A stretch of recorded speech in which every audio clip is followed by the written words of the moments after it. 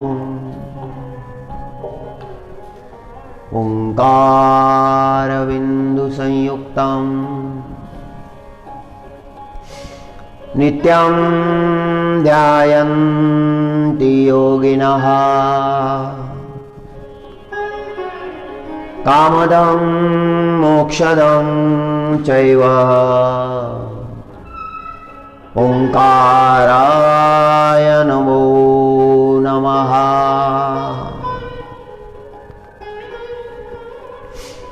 नमन्ति ऋषयो देवा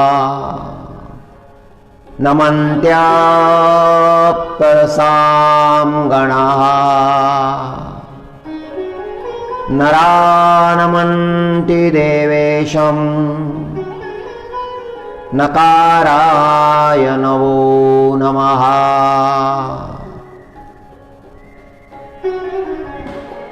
महादेवं महात्मानं महाध्यानपरायणं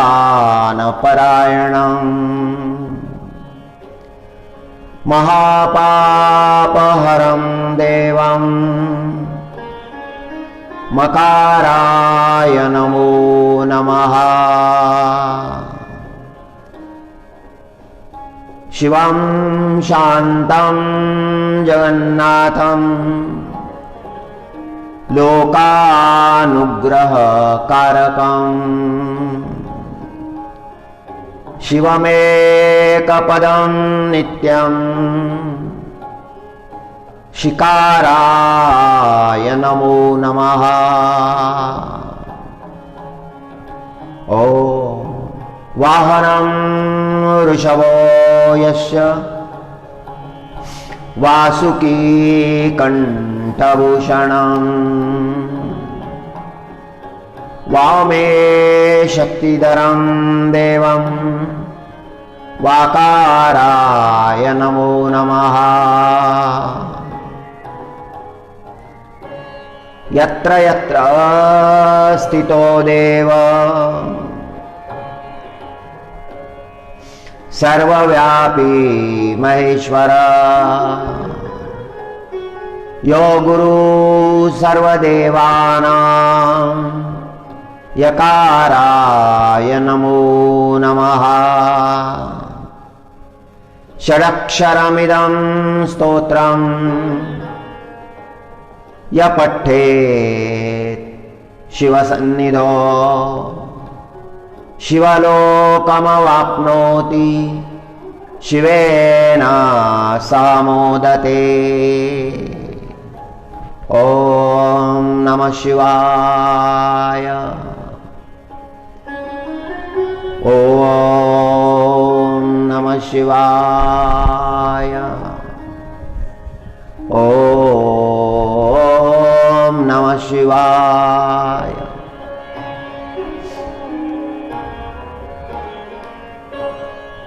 संसार सागरं घोरम् अनन्तं क्लेशभाजनं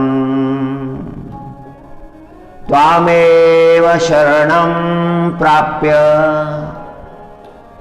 निस्तरन्ति मनीषिणः। संसार सागरं घोरम् अनन्तं क्लेशभाजनं त्वामेव शरणं प्राप्य निस्तरन्ति मनीषिणः। हे परमात्मा, ज्ञानीजन आपली शरण ग्रहण करतात आणि घोर या संसारातून तरुण जातात। हा संसार घोर आहे, दुस्तरणी आहे, क्लेशदायक। केवळ आपली शरणागती, परमात्म्याच्या चरणी शरणागती सगळ्या दुःखांचा अंत करून टाकते। सगळे क्लेश, सगळे दुःख लयाला जातात. कृपाळू तो परमात्मा. संसार सागरम घोरम अनंतम क्लेशभाजनम. घोर असा तो संसार, अतिशय दुःखदायी, अनंत क्लेश देणारा तो संसार सहज भक्त तरुण जातात.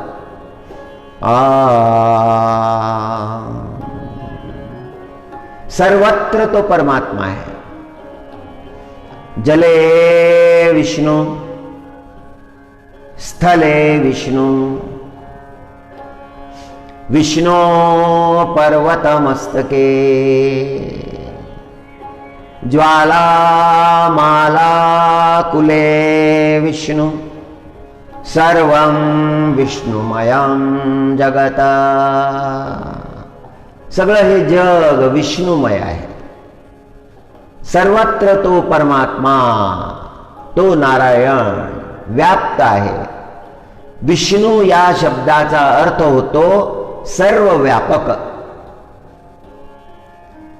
सगळं विश्व ज्यांनी व्यापून टाकलेलं आहे, परमात्म्याच्या त्या स्वरूपाला विष्णू म्हणतात. जले विष्णू. जलामध्ये नारायण दिसायला लागले, नारायणाचा वास दिसायला लागला. भूमीवर तोच परमात्मा व्यापलेला आहे. जले विष्णू, स्थले विष्णू, विष्णू पर्वत मस्तके. पर्वतावरही तोच परमात्मा दिसायला लागला.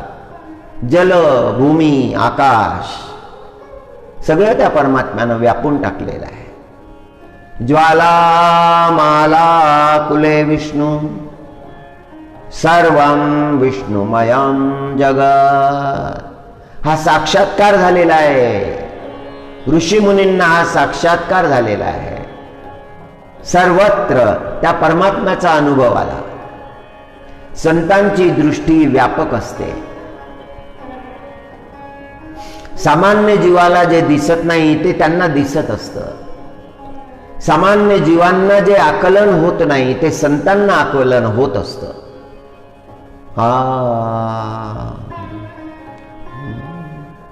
जगद्गुरु तुकाराम महाराजांनी हाच भाव जसाच्या तसा आपल्या अभंगामधून जगासमोर मांडला. जले विष्णु, स्थले विष्णु, विष्णु पर्वतमस्तके, ज्वाला माला कुले विष्णु, सर्वं विष्णुमयं जगत. सगळं जगत विष्णुमय आहे. विष्णुमय जग वैष्णवांचा धर्म. विष्णुमय जग वैष्णवांचा धर्म. भेदाभेद भ्रम अमंगळ. अद्वैताचा घोष करतात, अद्वैताचा उद्घोष करतात. माऊली ज्ञानेश्वर महाराजांनी जगाच्या समोर जे तत्वज्ञान मांडलं आहे त्या तत्वज्ञानाचा उद्घोष जगद्गुरु तुकाराम महाराज करतात. विष्णुमय जग वैष्णवांचा धर्म. भेदाभेद भ्रम अमंगळ. भेद करणं अमंगळ आहे. शिव वेगळे, नारायण वेगळे, राम वेगळे, दत्त वेगळे. हा वेगळेपणा नाही, एकत्व आहे. राम तेच दत्त आहेत, दत्त तेच कृष्ण आहेत, कृष्ण तेच विठ्ठल आहेत. हा भेदच नाही. सर्वत्र त्या परमात्म्याला संत पाहतात. त्या परमात्म्याच्या व्यापकतेचा, त्या परमात्म्याच्या एकत्वाचा संत अनुभव घेतात. आणि आपल्या वाणीनं त्या एकत्वाचा उद्घोष करतात.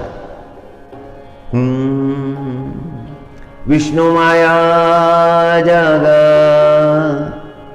वैष्णवांचा धर्म, भेदा भेद भ्रम अमंगळ. यामध्ये भेद शोधणं हे अमंगळ आहे. ही भेद बुद्धी कल्याण करणारी नाही. या भेदामुळे आध्यात्मिक नुकसान होतं. त्या परमात्म्याचा अनुभव येत नाही. भ्रम निर्माण होतात. म्हणून भेदाला अमंगळ म्हटलेलं आहे, अशुभ म्हटलेलं आहे. अंतकरणामध्ये कुठल्याही प्रकारचा भेद परमार्थामध्ये चालत नाही. आणि भेद निर्माण झाला त्याचा परमार्थ बुडाला. एकत्व आलं पाहिजे, अद्वैत आलं पाहिजे.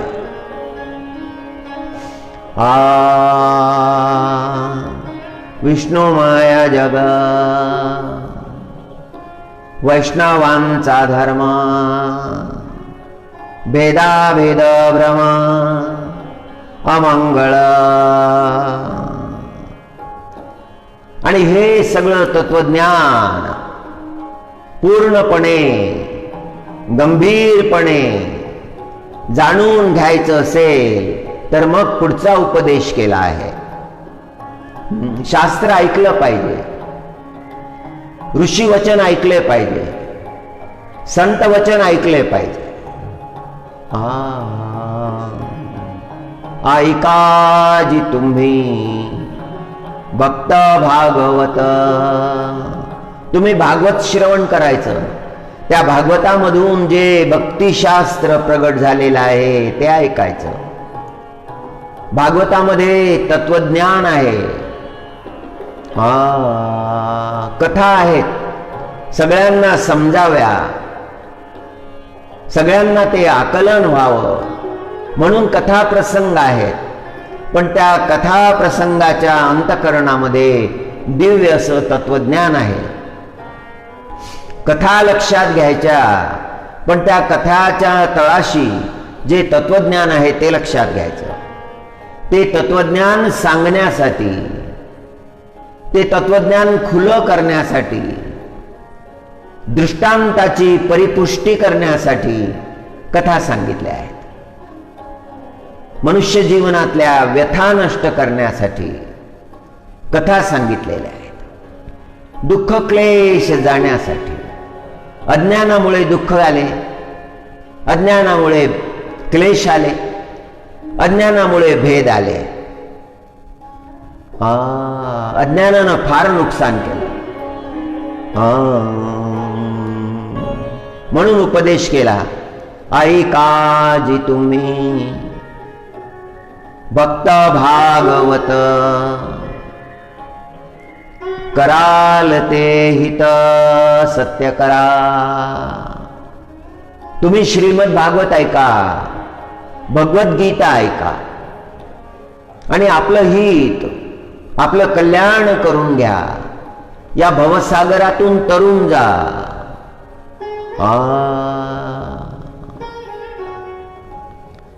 आणि साराचं सार, आचरणाचं शास्त्र महाराज सांगतात. कोणाही जीवाचा न घडावा मत्सर. कोणत्याही जीवाचा मत्सर घडायला नको, द्वेष घडायला नको.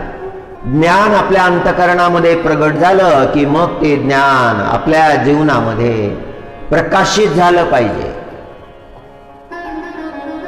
ते आचरणामध्ये आलं पाहिजे.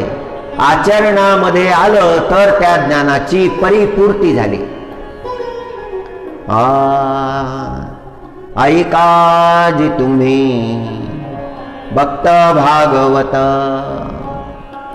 कराल ते हित सत्य करा. कुणाही जीवाचा न घडो मत्सर, वर्मा सर्वेश्वर पूजनाचे. हे रहस्य आहे. अंतकरणामध्ये द्वेष आला की अंतकरण मलिन होऊन जातं. अंतकरणामध्ये दोष आले, काम क्रोधादी दोष आले, अंतकरण मलिन होऊन जातं. लोभ मोह मद मत्सर हे दोष आले की अंतकरण मलिन होऊन जातं. या 6 दोषापासून जीवानं मुक्त झालं पाहिजे. हे 6 दोष जीवनामधून काढून टाकले पाहिजे. कुणाही जीवाचा न घडावा मत्सर,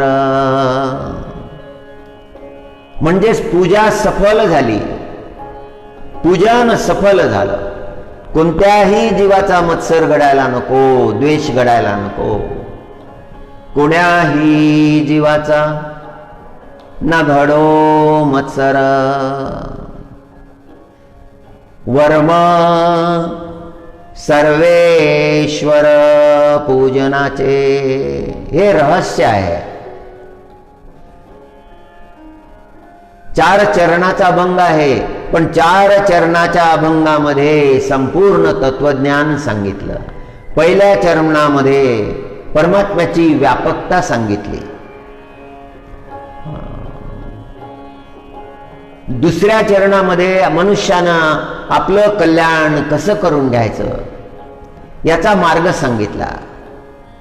श्रीमद भागवत ऐकावं, आपलं हित करून घ्यावं, तत्वाचं तत्व प्राप्त करावं. तिसऱ्या चरणामध्ये सांगितलं आचरणाचं शास्त्र. अंतकरणामध्ये द्वेषाला थारा द्यायचा नाही, अंतकरण दूषित होऊ द्यायचं नाही. ते अंतकरण पवित्र करायचं, ते आचरणानं पवित्र करेल. आणि हे जर घडलं तर परमात्म्याचं पूजन होईल. हे रहस्य आहे परमात्म्याच्या पूजनाचं. वर्म सर्वेश्वर पूजनाचे. सगळे एकच आहेत, एकत्व आहे. आत्म्याचं व्यापकत्व, आत्म्याचं एकत्व. मौली ज्ञानेश्वर महाराजांनी गंगा गोदावरीच्या घाटावर हे सिद्ध करून दाखवलं. तिथल्या पंडितांनी विचारलं होतं की तो रेडा आहे, तो पशु आहेस, तू मनुष्य आहेस, मग तुझा आणि त्याचा आत्मा एक आहे का? आणि महाराजांनी ते सिद्ध करून दाखवलं. रेड्याच्या पाठीवर मारलेले आसूड, त्याचे वळ ज्ञानेश्वर महाराजांच्या पाठीवर. हे पाहूनही समाधान झालं नाही. ते म्हणाले, मग तुझं नाव तर ज्ञान आहे, रेड्याचंही नाव ज्ञान आहे. तू तर वेद म्हणतो, म्हणेल का तो रेडा वेद? आणि माऊली ज्ञानेश्वर महाराजांनी वेद म्हटला. पहिली ऋचा म्हटली, दुसरी ऋचा रेड्यानं म्हटली. आणि त्यांनी तो वेद ऐकला. आणि ते ऐकल्यानंतर खरा सिद्धांत जो आहे तो सिद्धांत त्यांना कळला. चकित झाले, प्रभावित झाले. सगळं एकच आहे, एकच चैतन्य सर्वत्र व्याप्त आहे. तुका म्हणे का देहाचे अवयव, तुका म्हणे का देहाचे अवयव, सुख दुःख जीव भोग पावे. आणि जीव ते सुख दुःख भोग पावतो.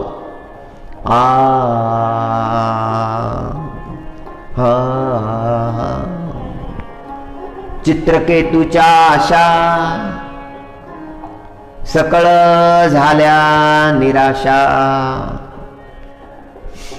परमार्थाची दिशा दाविली संती, चित्रकेतूच्या आशा सकळ झाल्या निराशा, परमार्थाच्या दिशा दाविल्या संती. त्या वृत्रासुराचा प्रसंग आपण श्रवण केला. त्वष्टा ऋषीनं केलेल्या अघोरी यज्ञामधून वृत्रासुर प्रगट झाले आणि जसे प्रगट झाले तसे त्वष्टा ऋषींची आज्ञा पालन करण्यासाठी निघाले. इंद्राचं पारिपत्य करायला निघाले. प्रचंड पराक्रम केला. देव पराजित झाले आणि मग देव ब्रह्मदेवाला शरण गेले. ब्रह्मदेवानी सांगितलं, दधीची ऋषीच्या अस्थी प्राप्त करा. दधीची ऋषीच्या अस्थी प्राप्त केल्या. विश्वकर्मानं वज्र बनवलं. इंद्राला वज्र दिलं. उरलेल्या अस्थी ज्या होत्या त्याचा पिनाक धनुष्य बनवला. तो शिवभगवानला अर्पण केला. वज्र घेऊन इंद्र निघाला. वृत्रासुरासोबत प्रचंड संग्राम केला. वज्र चालवलं वृत्रासुरावर. वृत्रासुराच्या शरीरामधून ज्योती निघाली. ती नारायणामध्ये विलीन झाली. सारूप्य मुक्ती प्राप्त झाली. सायुज्य मुक्ती प्राप्त झाली. 4 मुक्ती सांगितल्या. सालोक्य, सामिप्य, सारूप्य, सायुज्य. 4थी मुक्ती प्राप्त झाली. परमात्म्यामध्ये विलीन झाले वृत्रासुर. वृत्रासुराची तशी भक्ती फार श्रेष्ठ होती.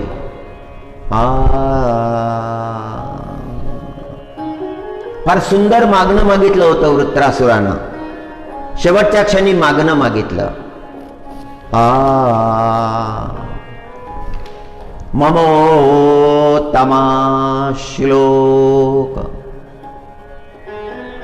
ममोत्तम श्लोक,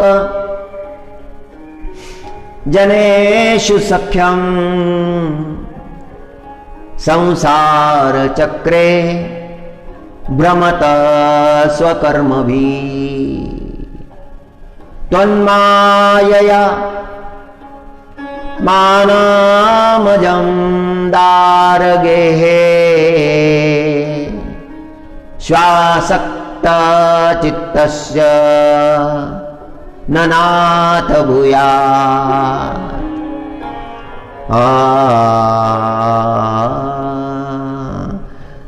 पुन्हा जन्म मागितला.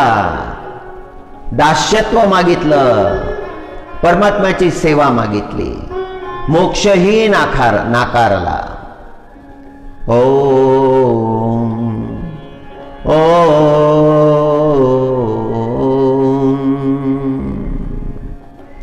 तो वृत्रासुर म्हणजे पूर्वजन्मीचा चित्रकेतू राजा. भूमंडलावर त्याचं राज्य होतं. फार ऐश्वर्य होतं. अनेक राण्या होत्या. सगळं प्राप्त झालेलं होतं. नाव, लौकिक, धन, संपदा. पण संतती नव्हती. आणि सदा सर्वदा संततीचाच विचार. चेहरा उदास होता. एकदा अंगिरा ऋषी नारद भगवान सोबत चित्रकेतू राजाच्या राजभवनात गेले. राजानं स्वागत केलं. पाद्यपूजन केलं. मनोभावे पूजा केली. अंगिरा ऋषीनं चित्रकेतू राजाचा चेहरा पाहिला. चेहरा उदास दिसला. काय कारण आहे? मनुष्याच्या जीवनामध्ये असं असतं, जे मिळालं त्यामध्ये आनंद मानत नाही. जे प्राप्त झालं त्याच्यामध्ये आनंद मानत नाही, तो आनंद घेत नाही. जे मिळालं नाही त्याचं चिंतन करत राहतो. जे प्राप्त झालेलं आहे, प्रभू कृपेनं प्राप्त झालेलं आहे, त्याचा विचारच करत नाही.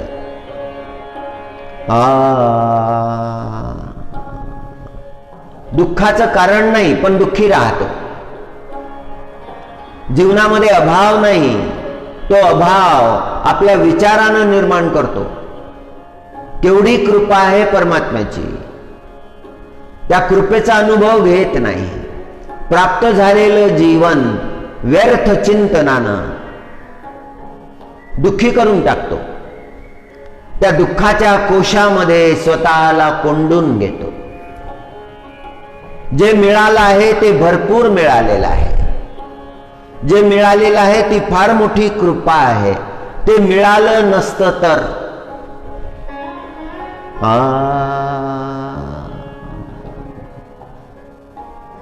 जनकपूरला, नेपाळ देशाच्या सरहद्दीवर, बिहार देशामध्ये एक भक्त बसमध्ये बसलेला होता. पशुपतीनाथच्या भगवानचं दर्शन घेतलं आणि परत येत होता. आणि परत येत असताना जानकीजीच्या दर्शनासाठी बस तिथे थांबली होती.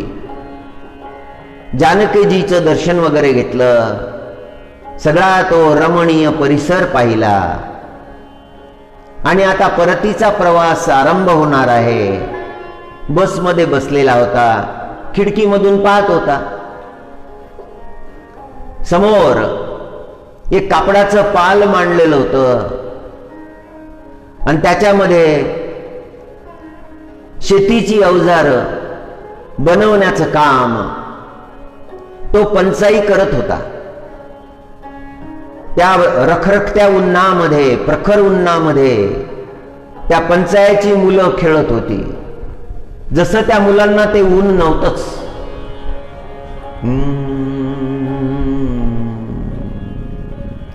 तो भक्त विचार करायला लागला की किती प्रसन्न आहेत.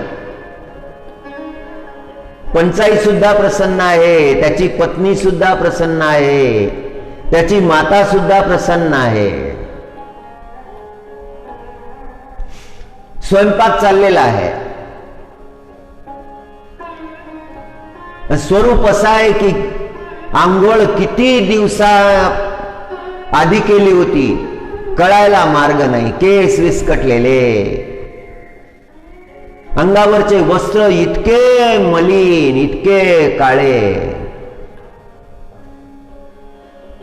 पण तो क्षण जगत असताना त्यांच्याकडे पाहिल्यानंतर असं वाटत होतं की सगळा आनंद यांना प्राप्त झालेला आहे.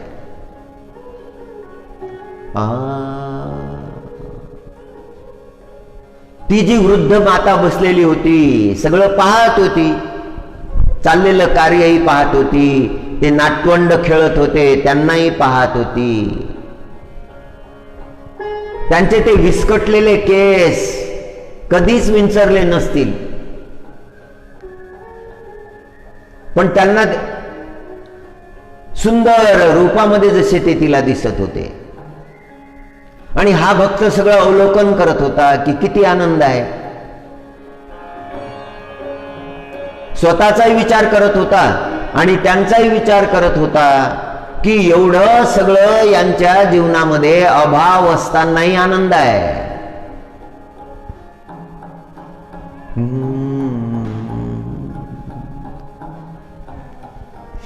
ती वृद्ध माता सगळं अवलोकन करत होती. त्या वृद्ध मातेचा प्रयत्न होता की आपल्याकडे एकदा या बसमध्ये बसलेल्या भक्तांना पाहावं. आणि जेव्हा दृष्टी गेली तर त्या वृद्ध मातेनं हात दाखवला आणि संकेत केला की जेवायला या. केवढं मोठं मन आहे. आणि त्या भक्तानं तिथूनच त्यांना हात जोडले.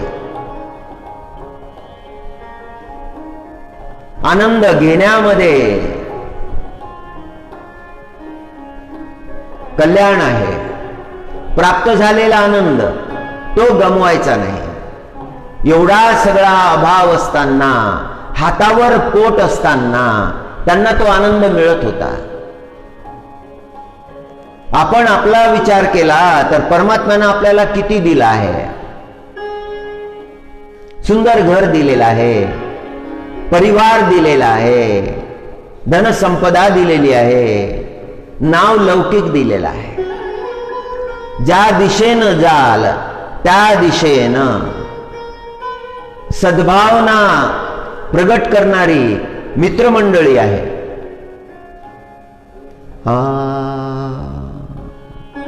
मनुष्य अभावाचं चिंतन करतो, त्याला जे मिळालं त्याचं चिंतन करत नाही.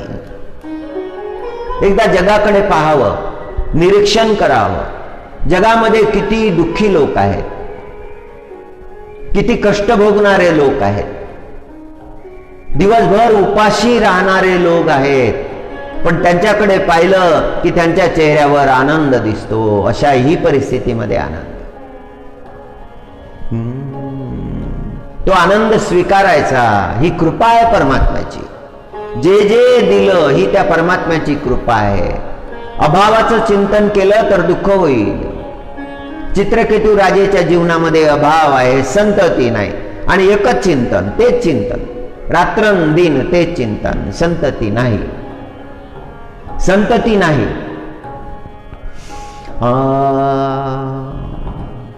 नारद भगवान म्हणाले, राजा तुझ्या कपाळावर ब्रह्मलेख आहे.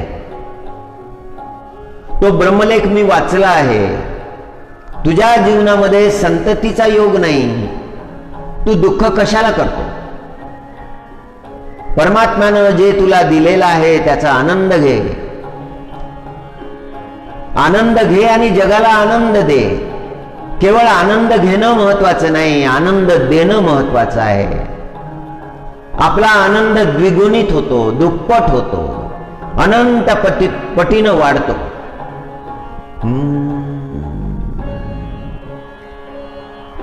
चित्रकेतूला सांगितलं, चित्रकेतूनी नारद भगवानचे पाय धरले, अंगिरा ऋषीचे पाय धरले. महाराज, आपण त्रिकाल ज्ञानी आहात. मागचं आपल्याला माहित आहे, वर्तमान आपल्याला माहित आहे, आणि पुढे जे घडणार आहे भविष्य त्याचंही ज्ञान आपल्याला आहे. महाराज, माझ्यावर कृपा करा. एक संतती तरी असली पाहिजे, एक पुत्र जो माझ्या राज्याचा वारस होईल. फार अद्भुत प्रसंग आहे, याचं मर्म लक्षात घेतलं पाहिजे. व्यासनारायण भगवाननी याचं मर्म प्रगट केलेलं आहे. अंगिरा ऋषी म्हणाले, जे तुझ्या प्रारब्धामध्ये नाही ते कशाला मागतो? तुला सुख नाही, संततीचं सुख तुझ्या प्रारब्धामध्ये नाही, ते मागूच नको. पण हट्ट धरला आणि मग त्याच्यावर कृपा केली.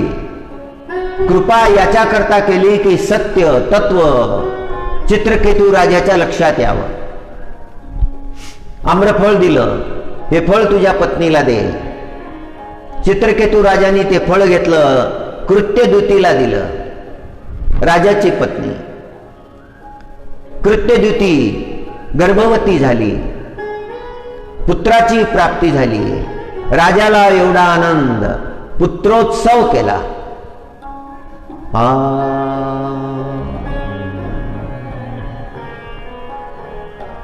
सगळ्या राज्यामध्ये आनंदी आनंद झाला. पण उपराण्या ज्या होत्या त्यांच्या अंतःकरणामध्ये द्वेष पेटला. फार दूरचा विचार करतो मनुष्य.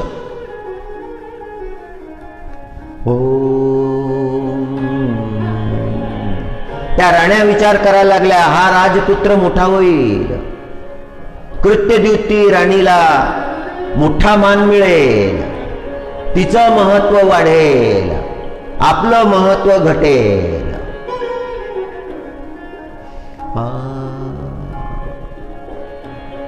लौकिक महत्व वाढलं काय आणि घटलं काय, त्याचं काय महात्म्य आहे? लोकांनी मानलं नाही मानलं, काय घटलं आणि काय वाढलं? खरी वृद्धी तर आपल्या जीवनामध्ये, आपल्या अंतःकरणामध्ये आहे. आपल्या अंतःकरणातला सद्भाव वाढला पाहिजे, प्रेमभाव वाढला पाहिजे, ज्ञानाचा प्रकाश पडला पाहिजे अंतःकरणामध्ये, तर तिला वृद्धी म्हणायचं. खरी समृद्धी तर हीच आहे. धनसंपदा कोणाला मिळतात, कोणाला नाही मिळत. एखादा प्रयत्न करत नाही तरीही त्याला मिळतात. एखादा प्रयत्न करतो तरीही त्याला मिळत नाही. हे भोग प्रारब्धाचे जीवाला भोगावेच लागतात. त्याचे परिणाम आशा निराशा मनुष्याच्या जीवनामध्ये निर्माण होतात. पण जाणून घेतलं पाहिजे रहस्य. आणि त्या राण्यांनी संधी साधली. योग्य वेळ पाहून त्या बालकाच्या मुखामध्ये गर टाकून दिलं. गराचे 2 थेंब. गर म्हणजे विष. विष मागवलं होतं त्यांनी. विष कुठेच नको, अंतःकरणामध्येही नको, आचरणामध्येही नको. दूषित विचार म्हणजे विषच आहे. दुर्भाव म्हणजे विषच आहे. जीवनामध्ये दुर्भाव नको. दुसऱ्याचा नाश करतील तेव्हा करतील, आधी आपला नाश करतात, स्वतःचाच नाश करतात. चित्त शुद्ध करायला पाहिजे, पवित्र करायला पाहिजे.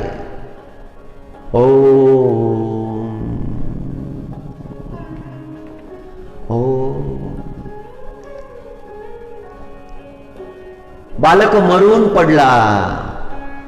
चित्रकेतू राजा आकांत करायला लागला. राणी कृत्यद्युती आकांत करायला लागली. एवढा शोक करायला लागले की त्यांना आवरता येईना. राजभवनातले सगळे मंत्री, सगळे सेवक मोठे व्याकुळ झाले. ज्या राण्यांनी गर दिलं होतं त्याही दुःख करायला लागल्या. राजाला कोणी समजावून सांगू शकत नव्हतं. मग अंगिरा ऋषी आणि नारद भगवान आले. नारद भगवाननी राजाला शांत करायचा प्रयत्न केला. राजा काही ऐकेना. भूमीवर गडबडा लोळायला लागला. माझा पुत्र, माझा पुत्र, माझा पुत्र. नारद भगवाननी राजाच्या मस्तकावर हात ठेवला, त्याला शांत केलं. चित्रकेतू, एवढा दुःख करू नको. तुला सांगितलं होतं तुझ्या प्रारब्धामध्ये संततीचा योग नाही, पुत्र योग नाही. 1 जन्म नाही, 7 जन्मपर्यंत. कशाला दुःख करतो? पुत्रवान काय सुखी आहेत जगामध्ये? पुत्रवानांच्या जीवनामध्ये काय दुःख नाही? अरे ज्यांना आहेत तेही दुःखी आहेत आणि ज्यांना नाही तेही दुःखी आहेत. परमार्थ विचार कर. चित्रकेतू राजा म्हणायला लागला की तुम्ही समर्थ आहात, तुम्ही या बालकाला जिवंत करा. नारद भगवान म्हणाले ठीक आहे, करतो त्या बालकाला जिवंत. पण तो बालक जे सांगेल ते तुला ऐकावं लागेल.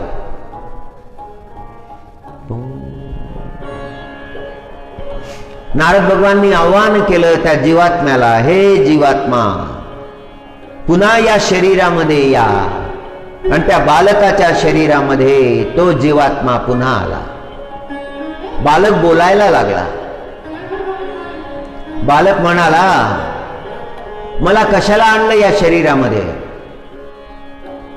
नारद भगवान म्हणाले, अरे तू राजपुत्र आहेस, तुला हे राज्य भोगायचं आहे, राज्य सिंहासनावर बसायचं आहे, या जगातले सगळे आनंद तुला घ्यायचे आहे. जीवात्म्यानं सांगितलं नाही, हे आनंद मला नको, आता कुठे मी मुक्त झालो, मी या शरीरामध्ये जाणार नाही. यांच्याकडे पहा, हा चित्रकेतू राजा तुझा पिता आहे, हे कृत्यद्युती ही तुझी माता आहे. जीवात्मा बोलायला लागला, हे माझे कोणत्या जन्मातले माता पिता आहेत? माझा काय एक जन्म झाला आणि प्रत्येक जन्मामध्ये काय हेच माझे माता पिता होते? माझे अनेक जन्म झाले, अनेक माता पिता. मग ते खरे होते का हे खरे आहेत? त्या अनंत जन्माचे माता पिता ते खरे होते का हे खरे आहेत? उत्तर देता येईना. नारद भगवान म्हणाले, चित्रकेतू तू आता उत्तर द्यायचं. जे प्रश्न त्या जीवात्म्यानं विचारलेले आहे, विचारलेल्या प्रश्नांचं उत्तर चित्रकेतू राजाला देता येईना. चित्रकेतू राजाच्या लक्षात आलं, जीवाचे अनंत जन्म होतात. अनंत जन्म प्रारब्धाच्या अनुसार जीवाला भोगावे लागतात. कीटकांचे जन्म, पशूंचे जन्म, पक्ष्यांचे जन्म, जलामध्ये राहणाऱ्या जीवांचे जन्म, अनंत जन्म. आणि प्रत्येक जन्मामध्ये माता पिता हे आहेतच. जीवात्मा म्हणायला लागला, आता कुठे मी मुक्त झालो आणि पुन्हा मला तुम्ही या शरीर बंधनामध्ये टाकण्याचा प्रयत्न करीत आहात, मी येणार नाही. चित्रकेतू राजाला हे ऐकून वैराग्य प्राप्त झालं.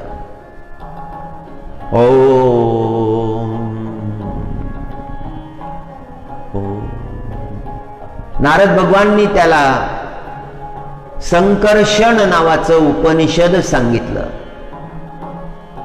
चित्रकेतू राजाला वैराग्य प्राप्त झालं, तो विद्याधर झाला, दिव्य योनीला प्राप्त झाला, जगामध्ये विचरण करायला लागला, कैलासावर आला. शिव भगवानची सभा बसलेली होती. शिव भगवान ब्रह्मतत्वाचा उपदेश करत होते. उमा महेश्वर एकत्र बसलेले होते. चित्रकेतू विद्याधरानं शिव भगवानाच्या बैठकीमध्ये दोष काढला. ही बसण्याची पद्धत कशी असा प्रश्न विचारला. शिव भगवान शांत राहिले. पार्वती मातेनं श्राप दिला, तू विद्याधर योनीला प्राप्त झालेला आहे, ज्ञानमय योनीला प्राप्त झालेला आहे, पण अजून तुझ्या दृष्टीमध्ये दोष आहेच. तू असुर योनीला प्राप्त होशील, हे शब्द मातेनं उच्चारले. पार्वती मातेचे हे शब्द ऐकून शिव भगवानना पार्वती मातेला संकेत केला, देवी याच्या मुखातून शब्द निघालेले आहेत, याला आपण श्राप दिला, तो श्राप सत्य होईल, पण त्वरित हा मुक्त झाला पाहिजे, हा जीवनमुक्त जीव झाला पाहिजे. आणि पार्वती मातेनं दुसरा उशाप दिला,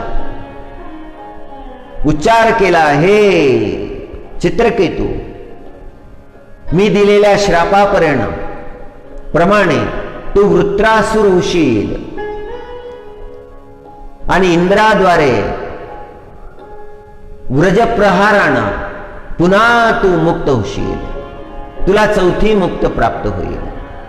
हा वृत्रासुराचा प्रसंग व्यासोनारायण भगवाननी श्रीमद भागवताच्या 6ष्टम स्कंदामध्ये सांगितला.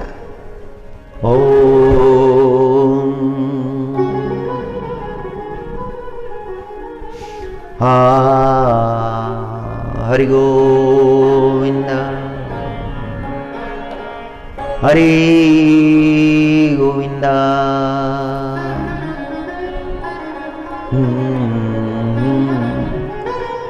माया मरी न मन मरा, माया मरी न मन मरा. मरी मरी गया शरीर, आशा तृष्णा न मरी, कह गए दास कबीर. कबीरजी महाराजांनी म्हटलेलं आहे, माया मरी न मन मरा, मरी मरी गया शरीर. पुन्हा पुन्हा हे शरीर मरून गेलं. जन्म झाला,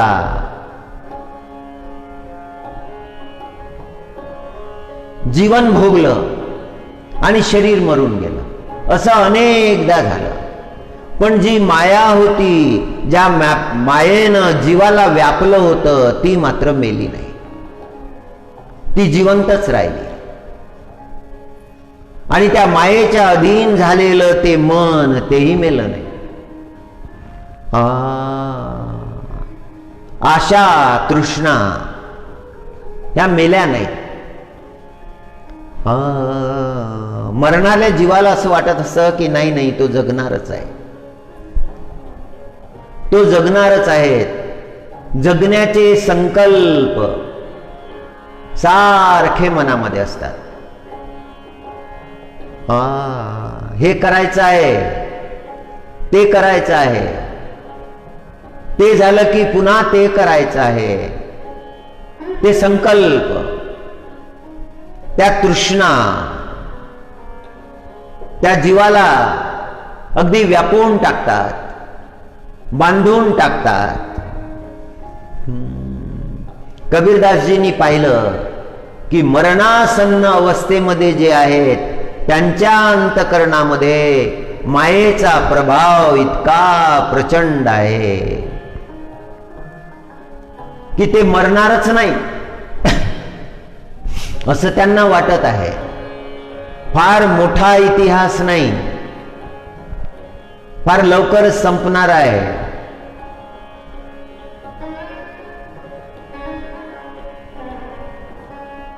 वार्धक्याचा प्रभाव शरीरावर दिसायला लागतो. काळे असलेले केस रंग बदलायला लागतात. केसांचा रंग बदलला. मुखामधले जे दात आहेत ते दुखायला लागतात, ते पडायला लागतात. तो जीव दंतहीन होऊन जातो. एकेकाळी सुंदर असलेला तो चेहरा तो वार्धक्यानं विकृत होऊन जातो. रूप बिघडलं.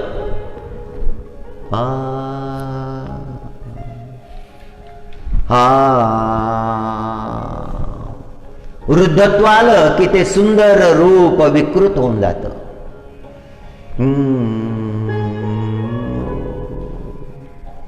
किती सुंदर होतं रूप, विकृत झालं, गेलं, सगळं गेलं. चैतन्य राहिलं नाही. अंगामधलं बळ क्षीण झालं. माया मरीना मन मरा, मरी मरी गया शरीर. आशा तृष्णा न मरी, कह गए दास कबीर.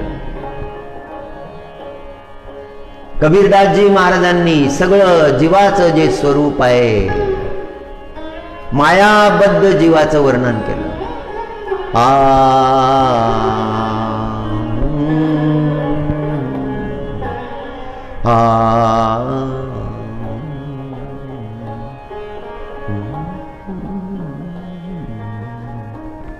आशाओं के पीछे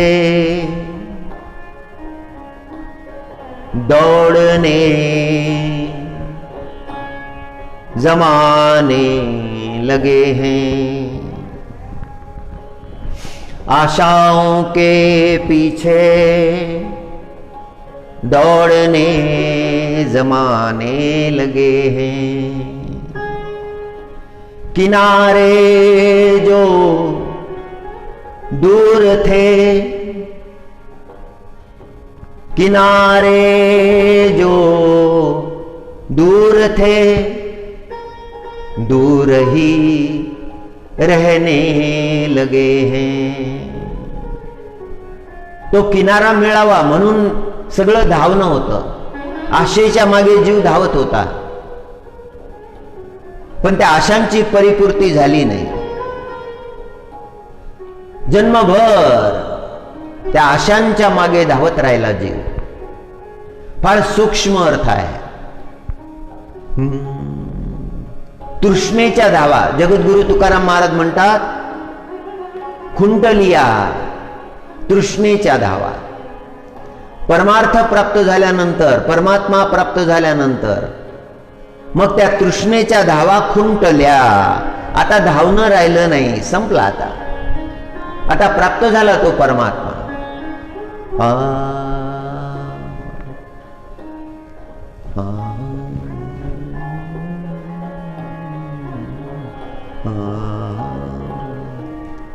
इस तन की कौन बड़ाई, इस तन की कौन बड़ाई। काय सांगावं या शरीराचं महात्म्य? इस शरीर का महात्म्य कैसे बताएंगे? इस तन की कौन बड़ाई, देखत नैनों में माटी मिलाई, देखत नैनों में माटी मिलाई। दृष्टी गेली, डोळ्यांची दृष्टी गेली, अधू झाले डोळे। जे दिसत होतं ते आता दिसत नाही, तो आनंद गेला, दर्शनाचा आनंद गेला। हे प्राप्त झालेलं शरीर हे माती आहे आणि हे मातीला मिळणार आहे। एक दिवस याची माती होईल। अंतिम संस्काराला लोक जेव्हा जातात ते म्हणतात, मातीवर चाललो, मातीवर जाऊन आलो। इस तन की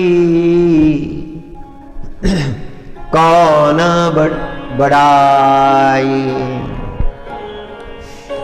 देखत नैनों में माटी मिलाई, इस तन की कौन बड़ाई।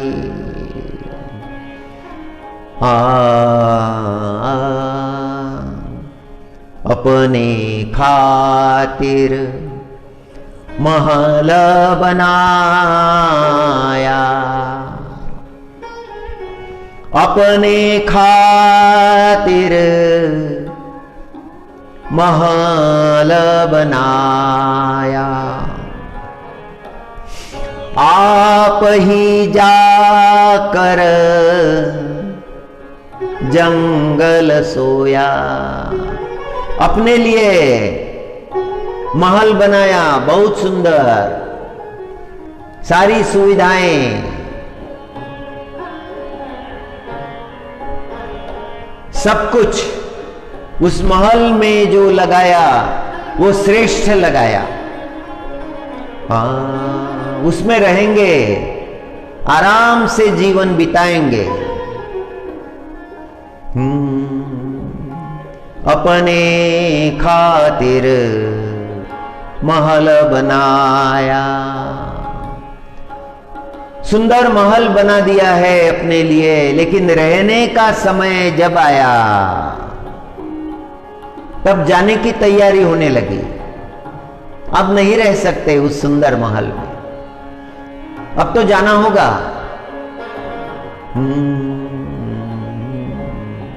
आप ही जाकर जंगल सोया। मृत्यु हो गई। जो संबंधी थे, जो परिजन थे, जो परिवार के जन थे, वो सब लेके गए और अंत्येष्टि करा दी, अंतिम संस्कार करा दिया। जिन्होंने बनाया वो नहीं रहे।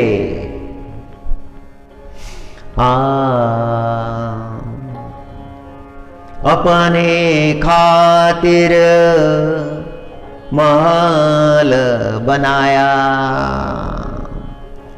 आप ही जाकर जंगल सोया। हाड़ जलने लगे। चिता पर देह को जब रख दिया तो उस काष्ठ के साथ शरीर जलने लगा, हाड़ भी जलने लगे। हाड़ जले जैसे लकड़ी की कोली। लकड़ी की कोली जैसे जलती है, लकड़ी जैसे जलती है, वैसे हाड़ जलने लगे। हाड़ जले जैसे लकड़ी की कोली। बाल जले जैसे घास की पोली। घास की पोली होती है ना, उस तरह से बाल जलने लगे। सारा शरीर अग्नि में स्वाहा हो गया, जल गया।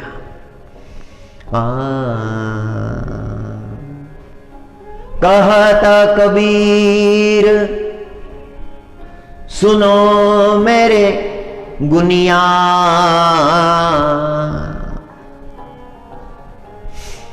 कहता कबीर सुनो मेरे गुनिया।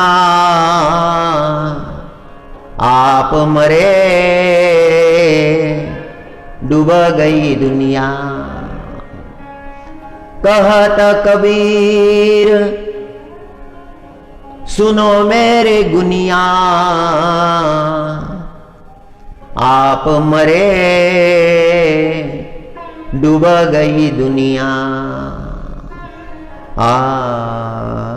जीवन का तत्व ज्ञान कबीरदास जी महाराज ने 4 पंक्तियों में समझा दिया। सारा रहस्य समझा दिया, माया का प्रभाव समझा दिया, माया जीव को कैसे नचाती है, कैसे उसकी दुर्गति करती है।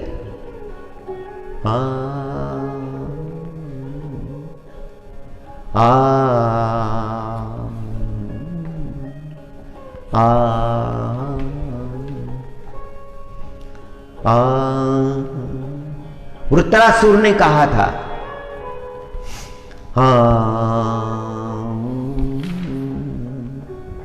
न नाकपृष्ठं न च पारमेष्टं न सार्वभौमं न रसाधिपत्यं न योग सिद्धिर पुनर्भवं वा। समंजस्यत्वा विरहैयकांक्षे। समंजस्यत्वा विरहैयकांक्षे। सारा ऐश्वर्य नकार दिया था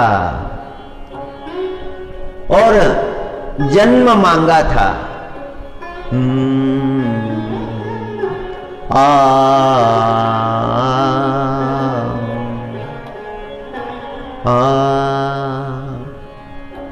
तुका म्हणे गर्भवासी सुखे घालावे अम्मासी। गर्भवास मांगा था, जगतगुरु तुकाराम महाराज गर्भवास मांगते हैं, पुनः फिर से जन्म मांगते हैं। घेई नमी जन्म यादसाठी देवा, तुझी चरण सेवा साधावया, हरिनाम कीर्तन संतांचे पूजन, घालू लोटांगण महाद्वारी। महाराज जी कहते हैं कि मैं फिर से जन्म लूंगा। महाराज जी स्वतंत्र है, मुक्तात्मा है, अपनी इच्छा से वो जन्म लेना चाहते हैं। और किस लिए लेना चाहते हैं? परमात्मा की सेवा करने के लिए। बार बार जन्म लेने की इच्छा करते हैं। मैं जन्म लूंगा, परमात्मा की सेवा करूंगा, भगवान नाम का गायन करूंगा। हरि शरणं हरि शरणं हरि शरणं हरि शरणं हरि शरणं हरि शरणं हरि शरणं हरि शरणं। उस परमात्मा को शरण जाना चाहिए, उस परमात्मा का ही गुणगान करना चाहिए।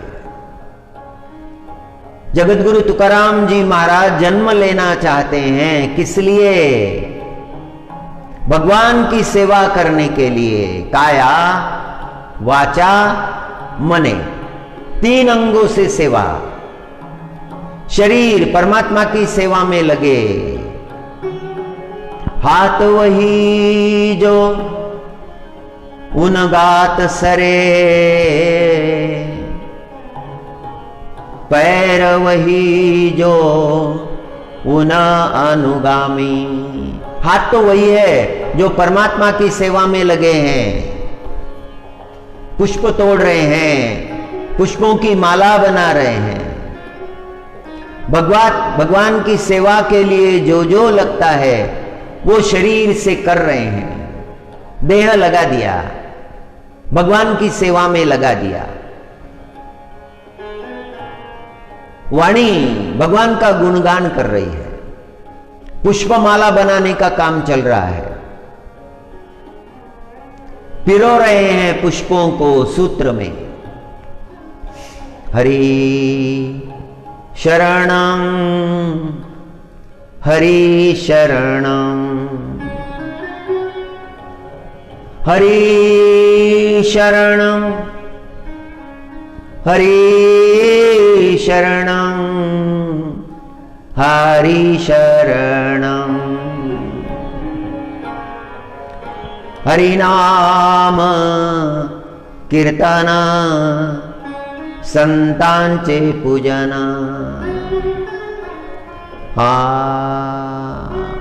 हरिनाम का आनंद,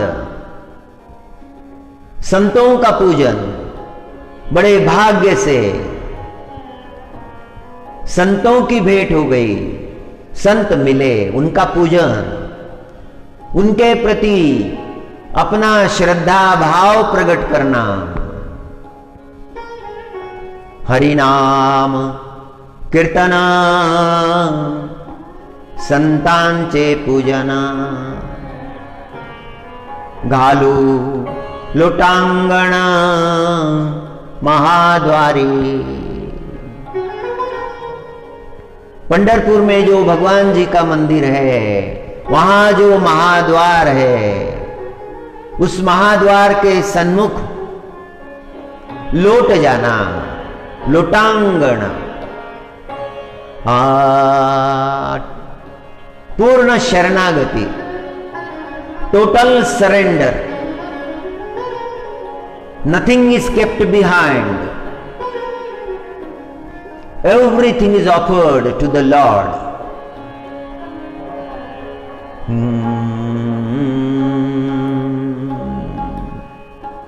पूर्ण शरणागति, टोटल सरेंडर।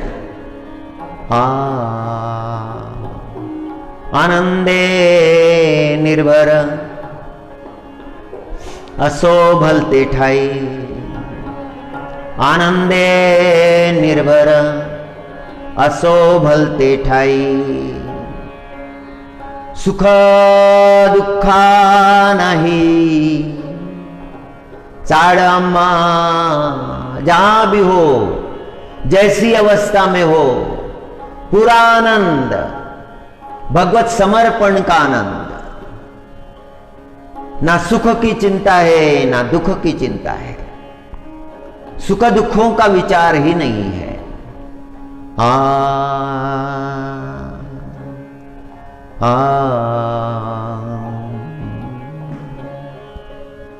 आणिक सायास न करी न धरी आस। अभी दूसरे कोई प्रयत्न नहीं है, धन को बढ़ाने के प्रयत्न नहीं है, लौकिक सुखों को बढ़ाने के प्रयत्न नहीं है, अब कोई आशा आकांक्षा भी नहीं रही, पूर्ण रूप से संसार के प्रति उदासीन हो गए हैं। आणिक सायास न करी न धरी आस, होई न उदास सर्व भावे, होई न उदास सर्व भावे। संसार का विचार ही नहीं रहा है, दूसरा अन्य विचार कोई भी नहीं रहा है, केवल परमात्मा के चरणों में समर्पण का ही विचार है।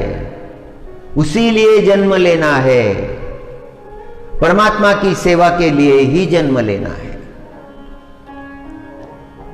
मोक्ष की क्या परवाह है? मोक्ष की परवाह नहीं, मोक्ष चाहिए ही नहीं।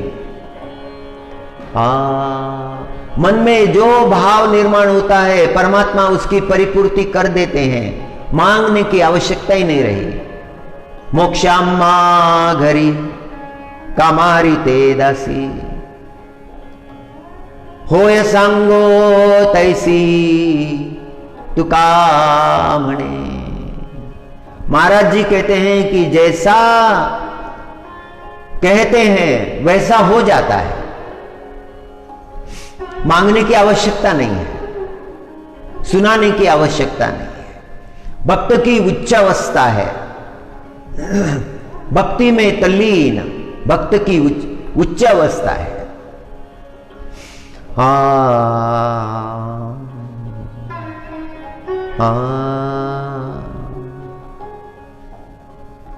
उधो करमण की गत न्यारी। सूरदास जी महाराज के शब्द है, उधो कर्मण की गत न्यारी। कर्म गति का वर्णन कर रहे हैं सूरदास जी महाराज, लेकिन इस पद में भी भगवत शरणागति का ही महात्म्य है। प्राप्त जो अवस्था होती है उसका दुख नहीं करना चाहिए।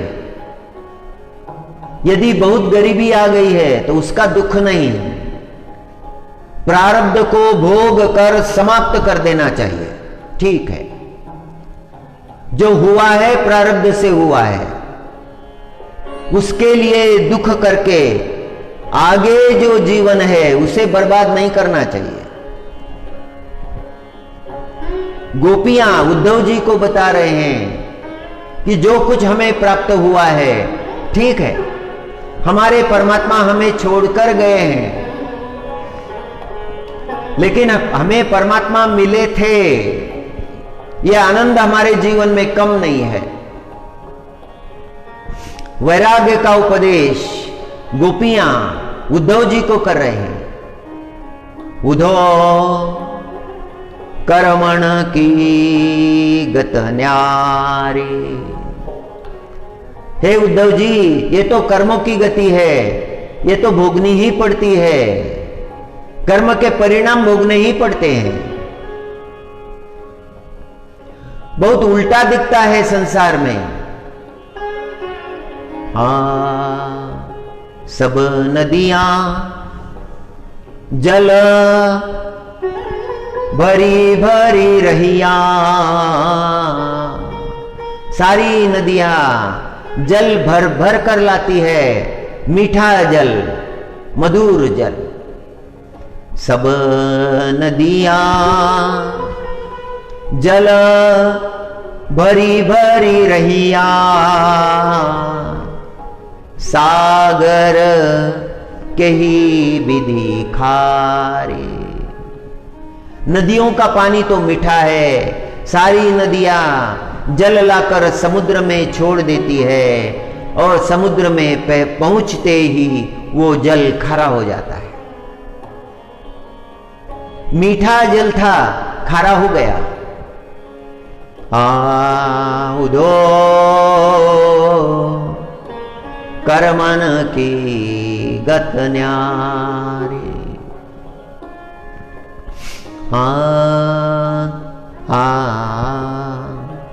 उज्ज्वल पंख दिए मृगा को, उज्ज्वल पंख दिए मृगा को, उज्ज्वल पंख दिए बगुला को। बगुले को उज्ज्वल पंख दिए हैं, शुभ्र दिखता है और कोई गुण नहीं है उसमें। मछलियों की शिकार करता है, उस जल में शांत खड़ा रहता है। मछलियों को पता ही नहीं है कि ये शिकार के लिए खड़ा है, और जैसे ही मछली उस बगुले के पास में पहुंच जाती है, वो अपनी चोंच खोलकर एक क्षण में पकड़ लेता है। मछली तो भ्रम में थी, जैसे ध्यान कर रहा था बगुला। उज्ज्वल पंख दिए बगुला को, कोयल के ही गुणकारी। और कोयल काले रंग की है।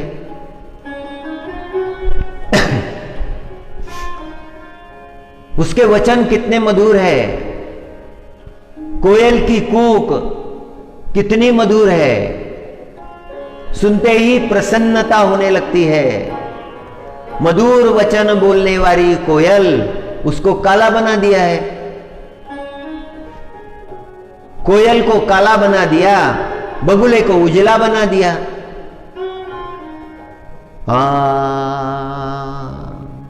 सुंदर नैन मृगा को दीने, हिरण को सुंदर नयन दे दिए हैं।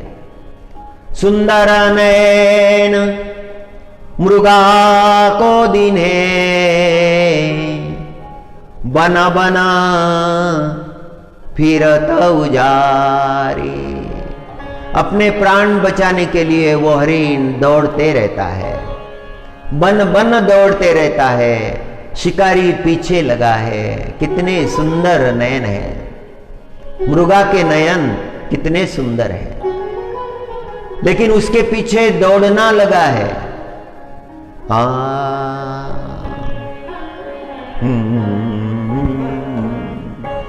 सुंदर नयन मृगा को दीने, बन बन फिरत उजारी। उधो कर्मन की गत न्यारी। गोपियां जीवन का तत्व ज्ञान उद्धव जी को सुना रही है। उद्धव जी सुन रहे हैं। गोपियों की भक्ति जो है वो ज्ञानोत्तर भक्ति है। ज्ञान प्राप्त होने के बाद में जो भक्ति प्राप्त होती है उसे ज्ञानोत्तर भक्ति कहा जाता है। गोपियां सामान्य स्त्रियां नहीं है, सामान्य जीव नहीं है। और परमात्मा कैसी लीला की आपने, जिनको राज्य दे दिया है वो तो ज्ञानी नहीं है। मूरख मूरख राजा कीने, मूरख मूरख राजा कीने, पंडित फिरत भिकारी, सूर श्याम मिलन की आशा। हे श्याम कब मिलोगे? सूर श्याम मिलन की आशा, छिन छिन बितत भारी। परमात्मा हे श्याम सुंदर, आपसे मिलने के लिए मेरा अंतकरण बहुत व्याकुल है, जल्दी मुझे दर्शन दो। सूर श्याम मिलन की आशा, छिन छिन बीतत भारी, छिन छिन बीतत भारी। मनुष्य को जीवन में परमात्मा को प्राप्त करना चाहिए। यही संदेश व्यासो नारायण भगवान ने दिया है। यही संदेश जगत गुरु तुकाराम ने दिया है। यही संदेश कबीरदास जी महाराज ने दिया है। और यही संदेश सूरदास जी महाराज देते हैं। अपना तो केवल परमात्मा है। उसी को प्राप्त करने का विचार, उसी को प्राप्त करने का मनोभाव हमारे अंतकरण में होना चाहिए। जीवन जैसा मिला है उसे जीना है, प्रारब्ध को भोग लेना है। जो नहीं मिला उसके प्रति अंतकरण में किसी प्रकार की व्यथा, किसी प्रकार का क्लेश न रखते हुए उस सर्वव्याप्त परमात्मा का सर्वत्र दर्शन करते हुए मनुष्य को अपने जीवन का कल्याण कर लेना चाहिए। संसार सागरम घोरम, संसार सागरम घोरम, अनंतम क्लेशभाजनम, त्वामेव शरणं प्राप्य निस्तरन्ति मनीषिणाः। ज्ञानी जनों ने, गुणी जनों ने यही मार्ग हमें दिखाया है। हरि शरणं, हरि शरणं, हरि शरणं, हरि शरणं, हरि शरणं, हरि शरणं।